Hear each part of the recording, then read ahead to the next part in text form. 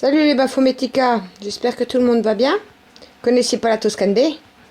C'est elle ma petite mère, c'est elle qui m'a fait tous mes petits chicoubis. Ah elle est jolie. Ah ma Toscane B. Ah tu dors fille. Ouais il est tard, elle est fatiguée là beaucoup. Bon alors on va faire une petite leçon sur l'Antéchrist.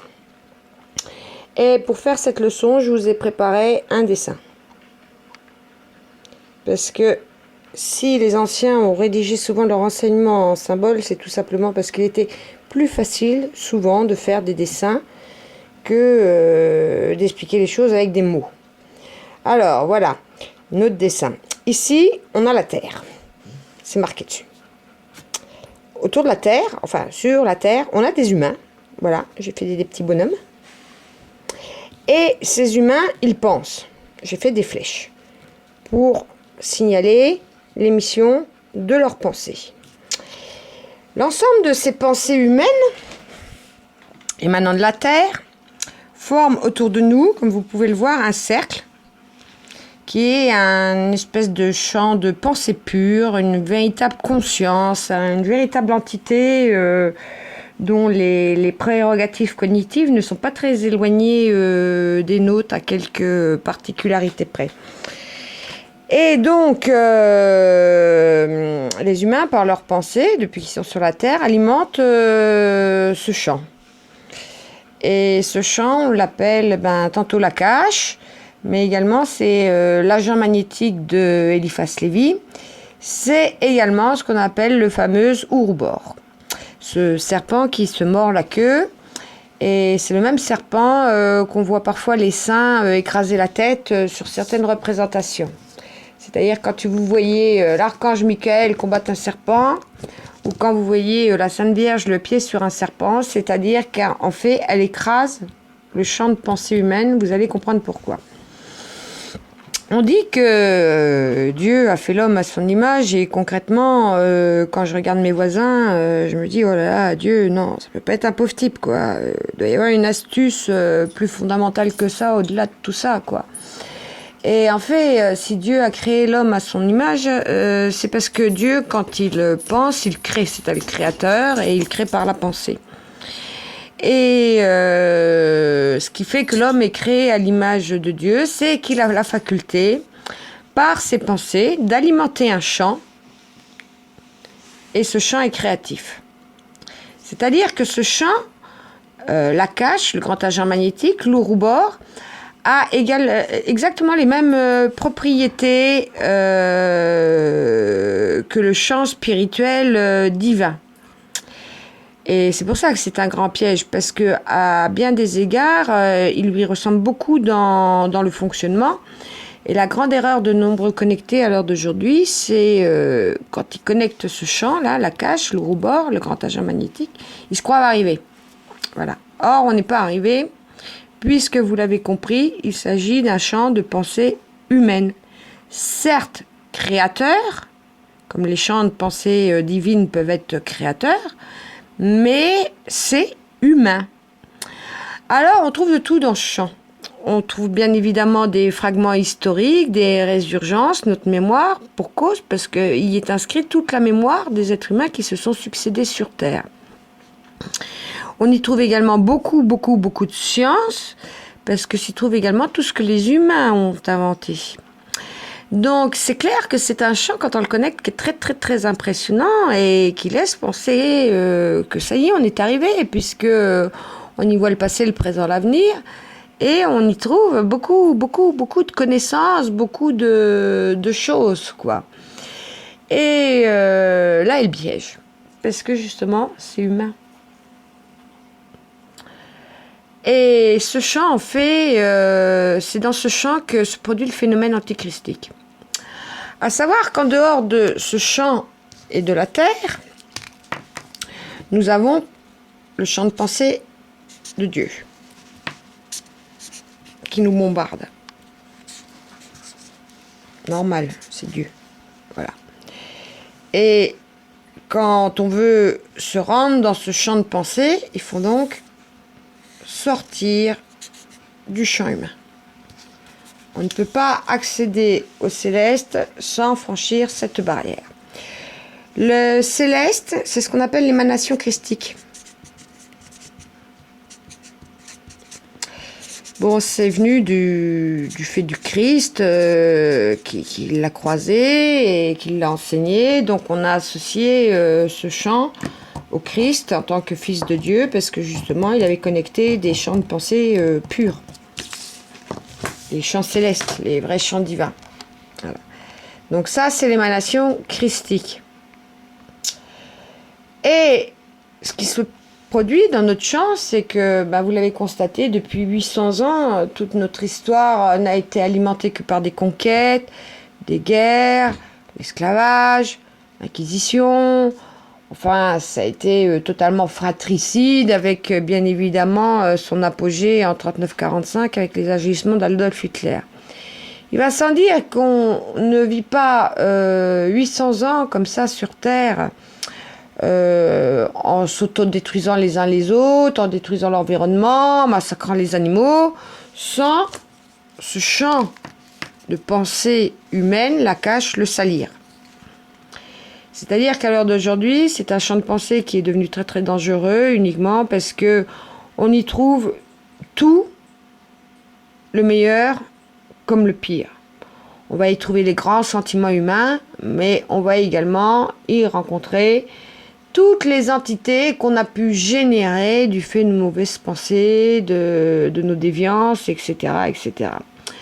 Et il se trouve que ce champ commence tout simplement à saturer de mauvaises informations et de fait, il fait émerger ce qu'on appelle l'antéchrist. C'est-à-dire le contraire de l'émanation christique. C'est très facilement vérifiable parce qu'on vous a dit que le Christ était le Verbe incarné. Or, en haute magie, de par le dogme et la dialectique des âmes, on raisonne par analogie des contraires. Donc, si le Christ est le Verbe incarné, le contraire du Verbe de la pensée, c'est la matière. Et le contraire d'incarné, c'est la spiritualité. C'est-à-dire que le contraire du Verbe incarné, c'est la matière spiritualisée. Or, vous l'avez bien compris, on est à une époque où la matière est totalement spiritualisée, puisque de toute manière, on ne peut pas vivre si on n'a pas son écran plat, on ne peut pas vivre si on n'a pas sa Nintendo, on ne peut pas vivre si on n'a pas la dernière BM, on ne peut pas vivre si on est looké à la mode. Il y a des gens qui se rendent véritablement malades parce qu'ils ne peuvent pas se payer une salle de bain à 30 000 euros et des choses comme ça. Il faut en avoir conscience quand même. Hein. Tout le monde n'est pas comme nous. Donc, ce chant antichristique, il nous avait été annoncé que le jour où la matière serait spiritualisée, il deviendrait dangereux. Et c'est précisément ce qui est en train de se produire. Donc, l'antéchrist, l'avènement de l'antéchrist n'est pas un personnage qui va venir sur Terre, répandre la guerre ou faire je ne sais quoi. C'est pas quelqu'un qu'on peut amalgamer à Adolf Hitler ou à Oussama Ben Laden. Non, l'antéchrist est véritablement un phénomène né des pensées humaines et des mauvaises pensées humaines. Et le problème, c'est que ce champ nous en sert. Le problème, c'est que ce champ est créateur. C'est-à-dire que si on doit considérer à l'heure d'aujourd'hui l'état de la planète, c'est à cause de ce champ. C'est-à-dire que si le monde va si mal, s'il y a autant de destruction, s'il y a autant de ravages, etc., c'est pendant 800 ans, on a transformé notre univers, notre atmosphère, en véritable décharge. Et comme c'est créateur, que la pensée y va, mais qu'après elle redescend, c'est ce qui est expliqué dans la table d'Hermès. Donc elle part, elle est pensée, et elle revient en créant.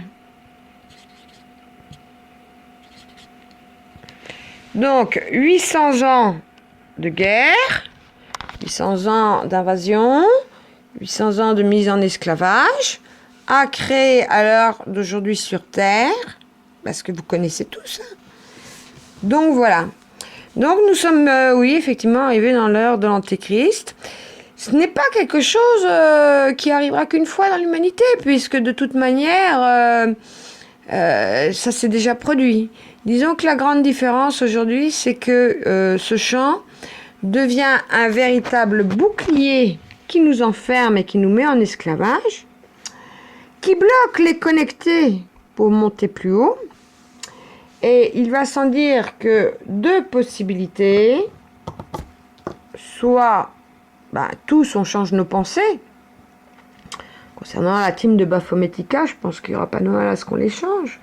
Mais concernant les traders, les gens qui sont en bourse, qui spéculent sur la planète et ses richesses, on n'est vraiment pas sorti de l'auberge pour les faire changer et donc empêcher que leurs mauvaises pensées viennent alimenter ce champ, recréer sur Terre du bordel et nous enferme dans ce cirque dans lequel on est complètement mis en esclavage, dans lequel on est complètement fermé, complètement lié, puisqu'on n'a qu'à le voir aujourd'hui. Même si on veut manger bio, même si on veut avoir une éthique déontologique dans l'existence, c'est difficile de ne pas collaborer plus ou moins consciemment avec ce champ antichristique, puisque de toute manière, il nous faut de l'essence pour faire rouler nos voitures, aller au travail, il nous faut de l'électricité pour faire chauffer nos maisons, enfin bref, vous voyez, on est complètement lié par tout ça, quoi. Donc, notre gros souci à nous, les connectés, c'est de traverser ce champ. Et le gros problème des connectés, c'est qu'une fois qu'ils sont dans la cache, l'agent magnétique, contaminés par l'émanation antichristique, le problème, c'est qu'ils se croient arriver, les gars. Et le problème, c'est que comme ils ont tout eu en vision et en hallucination et qu'ils prennent ça comme venu de Dieu, quand on essaye de leur expliquer, Gaillard, t'es complètement fourvoyé, et là, t'es pas du tout là où il faut. Le bon Dieu que tu vois, c'est pas le bon Dieu, c'est un champ humain avec les propriétés des champs divins, mais qui reste humain. Et ils ont du mal à croire, les gars, qui sont enfermés dans un truc, parce que pour eux, ils ont trouvé le Graal, quoi. Ils ont trouvé la vérité. Le Graal n'est pas là. Le Graal, il est là. Ici, l'émanation christique. C'est-à-dire qu'ici, ils vont vous donner des renseignements, ils vont vous donner de la science, ils vont vous expliquer des trucs, enfin, ils vont essayer. Mais en fait, ils vont vous raconter pas mal de conneries. Tout simplement pourquoi ? Parce que c'est l'homme et que l'homme n'a pas toutes les clés de l'univers. Si on veut avoir la vraie vérité, car il y en a une, indépendamment de ce que certains pourront vous raconter, il faut sortir de champ. Tant que vous serez ici, vous tiendrez des raisonnements à chacun sa vérité, puisque chacun fera son trip comme il le veut, verra ce qu'il voudra, en fonction de quoi il aura alimenté son imagination. Par contre, quand vous en sortez, là, c'est plus du tout pareil. C'est-à-dire que ce n'est plus vous, hommes, qui gouvernez, ce n'est plus vous, hommes, qui posez les lois, vous êtes face à la vérité. Pour sortir de ce champ, je vous ai déjà expliqué, il faut déjà se purifier un peu l'imagination, ne pas justement s'alimenter de tous les déchets qu'il y a sur Terre, parce que ça vous plombe, vous nourrissez de l'antéchrist, hein, donc une fois nourri de l'antéchrist, voilà quoi. Et il faut également le cœur, c'est-à-dire que vous pourrez être instruit tout ce que vous voulez, tant que vous serez un spéculateur, un faiseur de procès, un chercheur de noises, que vous tromperez votre femme, vous emmerderez tout le monde, vous franchirez pas. C'est vraiment avec le cœur qu'on franchit, et on le franchit à travers différents épisodes, notamment la purge et le tribunal. Voilà. C'est-à-dire que non seulement il faut le traverser, il faut en sortir, mais je peux vous dire que la sortie est quand même très difficile, elle est très éprouvante sur tous les plans physiques et psychiques. Et c'est également pour ça que beaucoup de gaillards n'arrivent pas à passer, parce que quand ils commencent à sentir le phénomène de résistance qui se produit pour sortir de là, ils retournent là où ils étaient mieux, quoi. C'est plus rassurant. C'est le piège de l'antéchrist, c'est qu'il est beaucoup plus rassurant que le chant christique. C'est-à-dire que pour séduire, pour plaire, faut pas faire peur.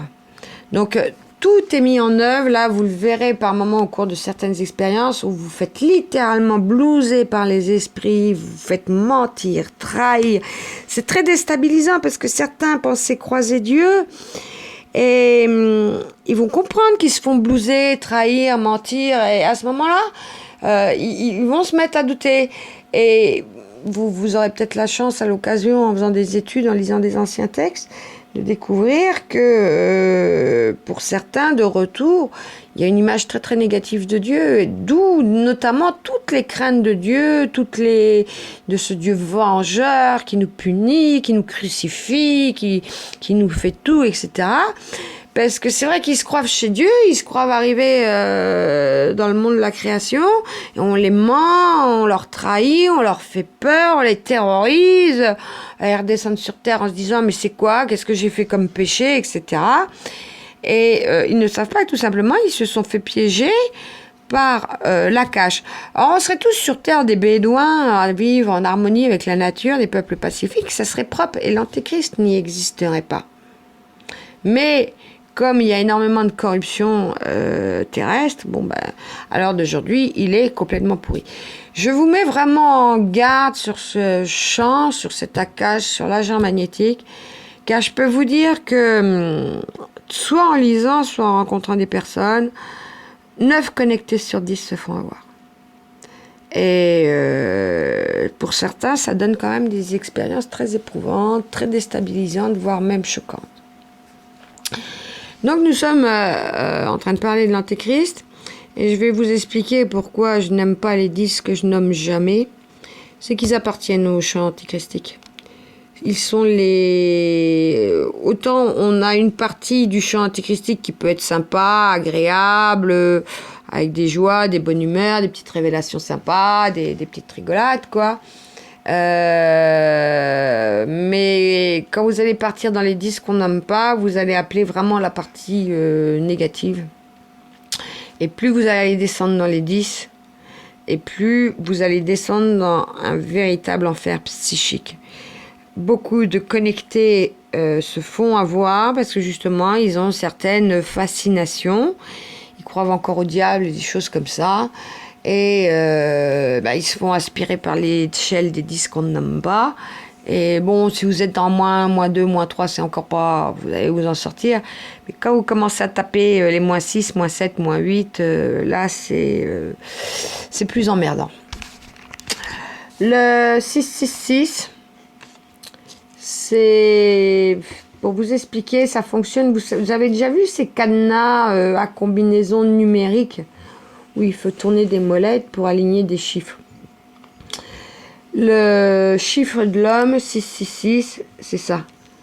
C'est-à-dire que pour le générer, il faut, sur les 3 plans animiques, Nefesh, Roi, Neshama, ils sont tous en code 666. Voilà, c'est pour ça que c'est le code de l'Antéchrist. Quand le Nefesh arrive en degré 6, le Roi en degré 6, le Neshama en degré 6, c'est là qu'on génère l'Antéchrist. Parce qu'à ce moment-là, on a les connaissances, mais on n'a pas la sagesse. Il faut, pour en sortir, et si vous arrivez à en sortir ici, c'est que vous aurez passé le 777, qui est également le temps. Le 7, c'est le temps, c'est le chiffre du temps. Et ce qui suppose, pour sortir de cette coupe, briser l'échelle de temps. Et ça, vous allez avoir, au moment où vous cassez l'échelle de temps, un moment où vous vainquez l'Antéchrist, parce que vous allez vous battre avec, il faut le vaincre. Et vous allez à ce moment-là vous sentir bizarre physiquement, et vous allez avoir vraiment des drôles de ressentis. Et à ce moment-là, c'est comme si vous passiez non pas le mur du son, mais le mur du temps. C'est-à-dire que pour sortir de l'Ouroubor, de l'agent magnétique, de la cache, il faut franchir le mur du temps. Et ça, vous ne le réussirez pas tous. Tout simplement parce que malgré... Enfin, vous pourrez, peut-être, je ne sais pas, je ne vais pas non plus vous démoraliser. Mais disons que je vous ai déjà parlé du Reshimo, cette espèce de gène animique qu'on a, qui marque certaines âmes anciennes. C'est-à-dire qu'il y a un moment, il faut quand même considérer de l'ancienneté, de l'âme, son expérience, son vécu. Et en fait, la possibilité de franchir le mur du temps n'est pas une possibilité qui est laissée au roi ou à Nefesh sur terre, c'est une possibilité de Neshama. Soit vous avez le Reshimo, et à ce moment-là, vous allez pouvoir franchir l'échelle du temps, soit vous ne l'avez pas, bon, il va falloir le réveiller dans ces cas-là. Et vous pourrez peut-être le réveiller d'ici la fin de cette présente vie, mais pas exclu qu'il ne vous en faille pas une nouvelle. Donc voilà donc pour vous expliquer ce qu'est l'antéchrist. Et pour vous expliquer que chaque connecté qui part dans la cage, dans le roue-bord, dans l'agent magnétique, va le croiser. Et que les connectés qui vont vouloir sortir de son champ vont devoir lutter contre lui.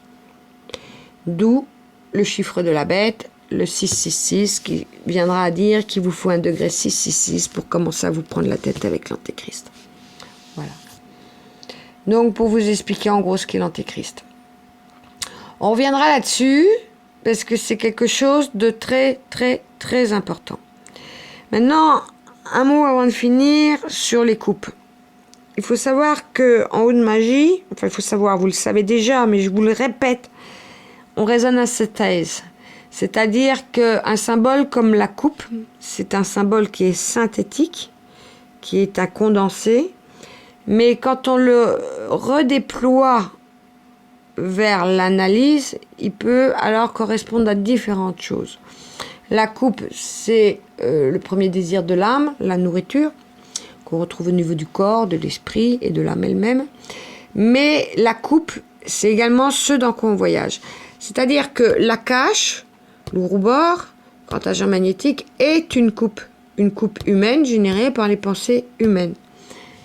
Et le champ divin, le champ céleste, est également une coupe. D'où mon expression parfois les voyageurs de la coupe. Vous avez ici votre première coupe, la pourrie, celle qu'il ne faut pas boire sans enivrer, etc., etc. Celle qu'on franchit avec le bâton et l'épée pour avoir son denier, la vraie coupe. Cela dit, malgré toutes les difficultés, malgré tous les risques, malgré que vous en baverez, je peux vous dire que ça vaut le coup d'y aller. C'est une expérience qui défie non seulement l'entendement de l'homme, mais quoi que vous aurez fait dans votre vie qui vous aura donné du plaisir, quoi que ce puisse être la passion qui vous ravit ou l'amour qui vous transporte, même la meilleure des drogues que vous aurez pu prendre dans votre vie, il n'y a rien qui équivaut au sentiment qu'on a quand on franchit ce mur, qu'on passe le mur du temps, qu'on se retrouve ici. Vous êtes à ce moment-là saisi d'un état, il n'y a rien. Il n'y a pas plus grand bonheur, il n'y a pas plus grande plénitude, il n'y a pas... Donc ça vaut vraiment le coup d'y aller. Et ça vaut d'autant plus le coup d'y aller que vos maîtres ne sont pas ici. Ils sont là. Et donc si vous voulez recevoir l'initiation, la vraie, la seule qui existe, faut franchir le mur du temps et il faut aller là. Donc voilà les Baphomética pour vous expliquer un peu ce qu'est l'antéchrist. Bon, pour les autres qui viendraient passer par là et puis qui se demanderaient c'est quoi notre histoire, sachez que c'est un cours de baphometica.xoit.fr et pour comprendre ce que je suis en train de vous raconter, il faut mieux aller suivre sur le site ce qui est déjà expliqué. Voilà, toute l'équipe, je vous fais des gros bisous et on se dit à bientôt. Je reviendrai sur un autre cours vidéo où je vous expliquerai à ce moment-là ce qu'est l'Emniscat, le symbole vital, et dans toutes ses déclinaisons. Ça sera la suite. Là, on est en 777. Quand on parle du Lemniscat, on passe en 888. Donc, c'est une expérience également qu'on vit là-dedans. Mais c'est une expérience, cela dit, qui explique beaucoup de choses parce que vous verrez que c'est autour du Lemniscat que tourne un grand secret de la création, à savoir celui du Big Bang, tout simplement. Voilà. Allez, je vous fais à tous des bisous. La Toscane Belle vous embrasse aussi, mais là, elle pionce. Allez, ciao!